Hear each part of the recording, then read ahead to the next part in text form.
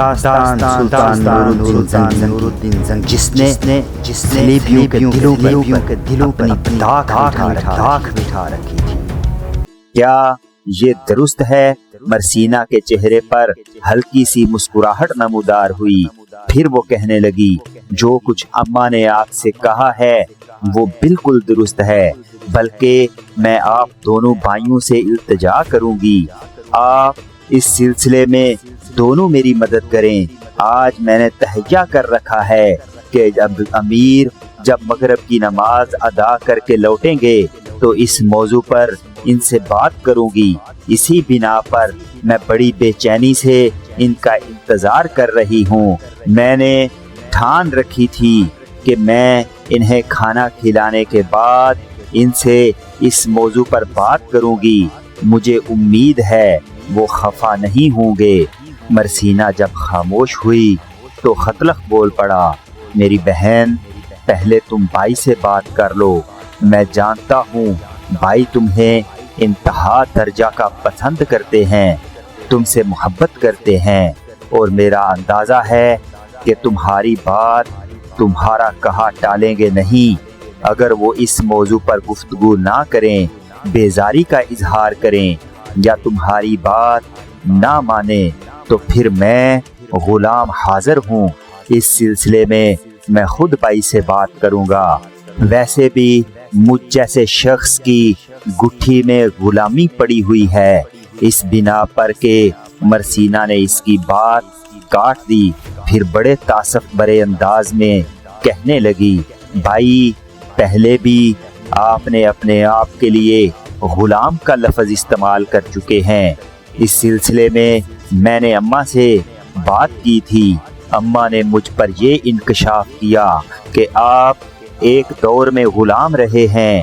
اس بات پر خطلق مسکرا کر کہنے لگا، میری بہن، اس لیے تو میں اکثر و بیشتر اپنے لیے غلام کا لفظ استعمال کرتا ہوں، بلکہ ہمارے خاندان کے اکثر اور بہت سے لوگ غلامی کے دور سے گزر چکے ہیں۔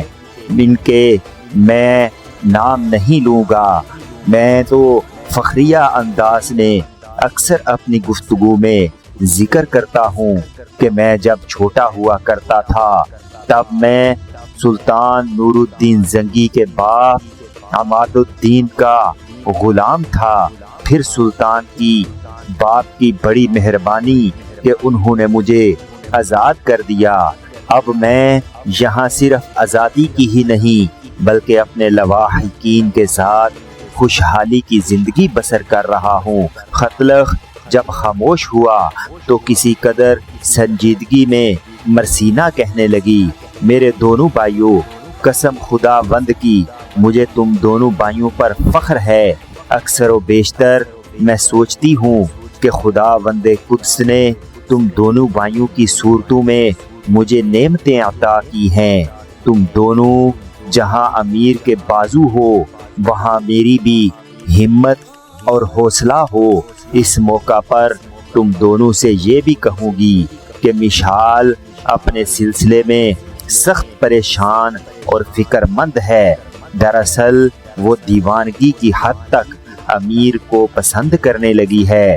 اس نے یہ ٹھان رکھی ہے کہ اگر امیر نے اسے اپنی زندگی کا ساتھی بنانے سے انکار کر دیا تو پھر وہ ساری زندگی شادی نہیں کرے گی اور وہ حویلی کے اندر میری اور امیر کی خدمت کرتے ہوئے ساری زندگی گزار دے گی۔ مرسینہ کی اس طرح گفتگو پر شمس الدین اور خطلق تھوڑی دیر سوچتے رہے۔ پھر شمس الدین کہنے لگا، میری عزیز و محترم بہن، آپ بالکل بے فکر رہیں۔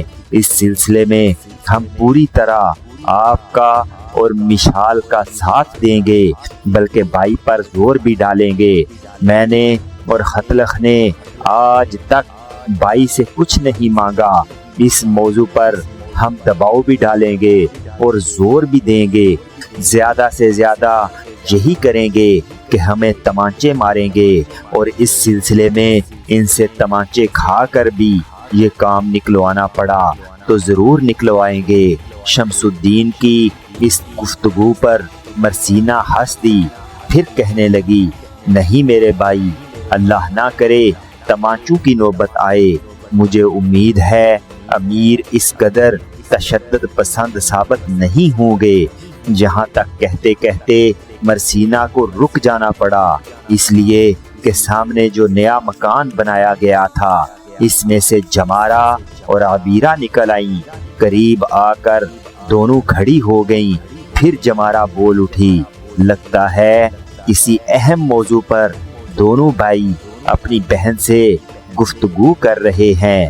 اس پر شمس الدین ہنس دیا اور کہنے لگا موضوع تو واقعی اہم ہے، لیکن آپ دونوں سے پردہ بھی نہیں ہے۔ دراصل مغرب کی نماز پر جانے سے پہلے اماں نے امیر سے مشال کی محبت کا ذکر کیا تھا، اس وقت موقع نہیں ملا۔ واپس آ کر ہم اپنی بہن سے اس موضوع پر گفتگو کر رہے ہیں۔ اس بار شمس الدین کی بات کاٹتے ہوئے جمارہ بول پڑی، پہلے یہ بتائیں کہ امیر کہاں ہیں؟ مغرب کی نماز کے بعد وہ سلطان کے ساتھ چلے گئے ہیں، شیر کوہ بھی ان کے ساتھ ہیں، میرے خیال میں تھوڑی دیر تک وہ آ جائیں گے، کسی اہم موضوع پر گفتگو کرنا چاہتے ہیں۔ پھر شمس الدین نے مرسینہ کی طرف دیکھتے ہوئے کہا، مرسینہ میری بہن، اب جب کہ جمارہ اور عبیرہ دونوں یہاں ہیں، میرے خیال میں اکٹھا کھانا کھائیں، اور بھائی نے مجھے کہہ دیا تھا کہ اگر مجھے دیر ہو جائے تو سب لوگ کھانا کھا لیں۔ مرسینہ فوراً بول اٹھی اور شمس الدین کی بات کاٹتے ہوئے وہ کہنے لگی، نہیں میرے بھائی، ہم کھانا نہیں کھائیں گے، امیر کا انتظار کریں گے، وہ آئیں گے تو اکٹھے کھانا کھائیں گے۔ اس پر شمس الدین ہنس دیا اور کہنے لگا، بہن آپ نے میری بات کاٹ دی، ورنہ جو الفاظ آپ نے ادا کیے ہیں وہ میں بھی کہنے والا تھا۔ بھائی آئیں گے، اکٹھے کھانا کھائیں گے، اس کے بعد جب بھائی اٹھ کر اپنے کمرے کی طرف چلے جانے لگیں گے تو آپ بھی ان کے ساتھ چلے جانا اور علیحدگی میں ان سے بات کرنا۔ اگر وہ مان گئے تو کسی کے سفارش کرنے کی ضرورت نہیں رہے گی، اگر وہ نہیں مانتے تو پھر میں، خطلخ، جمارہ اور عبیرہ چاروں اس معاملے میں پڑیں گے، بھائی کو رضامند کرنے کی کوشش کریں گے، اور مجھے امید ہے بھائی کو منا لیں گے۔ اگر بھائی پھر بھی نہ مانے، ہم چاروں کو اگر انہوں نے جھڑک دیا تو پھر بھی فکر مند ہونے کی ضرورت نہیں، اس لیے کہ ہمارے پاس ایک آخری حربہ ہے اور وہ اماں ہیں، اس پر اماں بات کریں گی، اور مجھے امید ہے بھائی ماں کی بات ٹالے گا نہیں۔ بہرحال میری طرح مطمئن رہو، خدا نے چاہا تو یہ کام ہو کے رہے گا۔ مرسینہ کچھ کہنا چاہتی تھی کہ آبائی گاؤں سے ایک ساتھ عبدہ، ازبل اور مشال نکل آئیں۔ دور سے آتے ہوئے عبدہ بول پڑی، میرے بچوں تم یہاں کیوں کھڑے ہو؟ آؤ اکٹھے بیٹھتے ہیں۔ اور مجدد الدین کہاں ہے؟ اس پر شمس الدین بول پڑا، اماں ہم بھی ابھی آئے ہیں۔ یہ سب بھائی کے متعلق ہی پوچھ رہی تھی، بھائی ذرا سلطان کے ساتھ گئے ہیں، سلطان ان سے کسی اہم موضوع پر گفتگو کرنا چاہتے ہیں، تھوڑی دیر تک آ جاتے ہیں۔ اس پر ازبل بول پڑی، اگر یہ معاملہ ہے تو آؤ سب اکٹھے بیٹھتے ہیں، اور جب مجدد الدین آتا ہے تو سب اکٹھے بیٹھ کر کھانا کھاتے ہیں۔ اس کے ساتھ سب نئے بننے والے مکان میں سمرون کے پاس جا کر بیٹھ گئے تھے، سب آپس میں مختلف موضوع پر گفتگو کرنے لگے تھے۔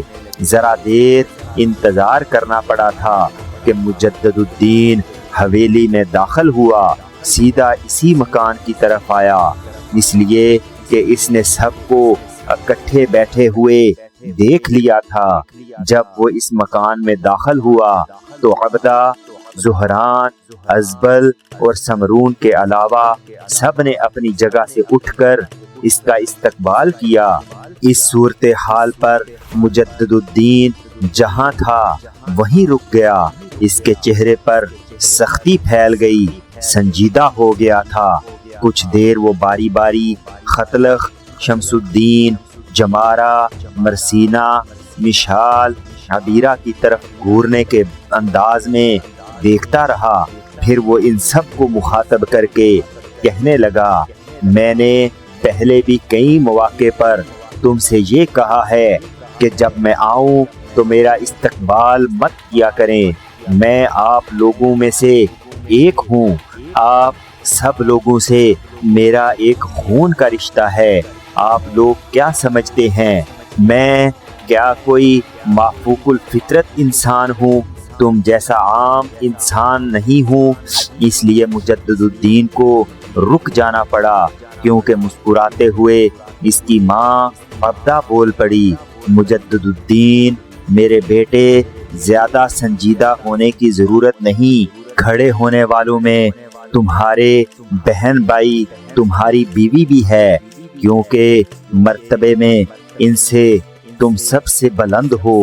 اسی بنا پر مجدد الدین نے فوراً ماں کی بات کاٹ دی اور کہنے لگا، اماں جو کچھ آپ کہنے لگی ہیں وہ درست ہے۔ اگر لشکر میں سالار ہوں تو وہ میں لشکر کے اندر ہوں۔ گھر میں اماں میں آپ جانتی ہیں ختلخ مجھ سے عمر میں بڑا ہے۔ اگر یہ میری آمد پر کھڑا ہو تو یہ میرے لیے باعث شرم ہے۔ ختلخ ایسا متاثر ہوا کہ اس نے آگے بڑھ کر مجدد الدین کو اپنے ساتھ لپٹا لیا۔ اس کی پیشانی چومتے ہوئے کہنے لگا، میرے عزیز بھائی، تمہارے کارناموں کی وجہ سے ہم تمہیں یہ عزت، یہ احترام دیتے ہیں۔ کم از کم یہ سعادت تو نہ چھینو۔ بھوک لگی ہوئی ہے، کھانا کھائیں۔ اس پر مرسینہ، مشال، جمارہ، عبیرہ چاروں فوراً حرکت میں آئیں۔ وہیں انہوں نے کھانے کے برتن لگا دیے۔ پھر سب نے اکٹھے بیٹھ کر کھانا کھایا۔ کھانا کھانے کے بعد جب چاروں برتن سمیٹ کر لے گئیں، تب مجدد الدین کی نگاہ بچا کر اشارے سے مرسینہ کو عبدہ نے اپنے پاس بلایا۔ پھر اس کے کان میں سرگوشی کرتے ہوئے کہنے لگی، میں ابھی مجدد الدین کو تمہارے ساتھ بھیجتی ہوں۔ تم اسے اپنے ساتھ اپنی خوابگاہ کی طرف لے جاؤ اور مشال کے موضوع پر اس سے بات کرو، پھر دیکھتے ہیں کیا ہوتا ہے۔ مجدد الدین اس وقت ختلخ کی طرف دیکھ رہا تھا، اس سے مخاطب تھا، لہٰذا اس نے تمہارے ساتھ مجھے سرگوشی کرتے ہوئے نہیں دیکھا، ہنسنا نہیں۔ اس پر مرسینہ مسکرا دی، پیچھے ہٹ کر بیٹھ گئی۔ پھر عبدہ نے مجدد الدین کی طرف دیکھتے ہوئے کہنا شروع کیا، مجدد الدین میرے بیٹے، ذرا میری طرف دیکھو۔ مجدد الدین عبدہ کی طرف مڑا اور مسکراتے ہوئے کہنے لگا، اماں یہ جو آپ نے کہا ہے کہ میری طرف دیکھو، لگتا ہے آج خیریت نہیں ہے۔ دیکھتا ہوں میں روز ہی آپ کی طرف دیکھتا ہوں، آج تک یہ جملہ آپ نے کبھی نہیں بولا۔ یہ جملہ آپ کے منہ سے نیا نکلا ہے، اور نیا جملہ کوئی نیا رنگ ضرور لاتا ہے۔ لگتا ہے آپ میرے لیے کوئی نیا اور انوکھا موضوع چھیڑنا چاہتی ہیں۔ مجدد الدین کے ان الفاظ پر عبدہ تھوڑی دیر مسکراتی رہی، باقی لوگ بھی مسکرا دیے۔ پھر عبدہ نے مجدد الدین کو مخاطب کیا، میرے بیٹے، ہم سب یہاں بیٹھے ہیں، تم مرسینہ کے ساتھ جاؤ۔ مرسینہ علیحدگی میں تم سے کچھ کہنا چاہتی ہے۔ دیکھو بیٹے، یہ جو کچھ کہے اسے غور سے سننا، جذباتی مت ہونا۔